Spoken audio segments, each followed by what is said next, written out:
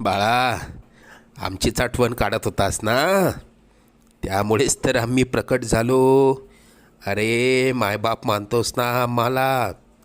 मग तुला पैशांची गरज असताना सांगायचं ना. कोणापुढेही हात पसरू नकोस. लोक 2-4 हजारांची मदत करतीलही, पण तुझ्या मागे सर्वांना तुझी मजबुरी हसत सांगतील. आता तुला कोणापुढे हात पसरण्याची वेळच येणार नाही. तू आजपर्यंत भरपूर दुःख सहन केलंस. लवकरच तुझ्या रडक्या भाग्यात सुखाचे दिवस येतील. तुझ्या मनात असलेली इच्छा पूर्ण होऊन अक्कलकोटला पेढे घेऊन येणं होईल.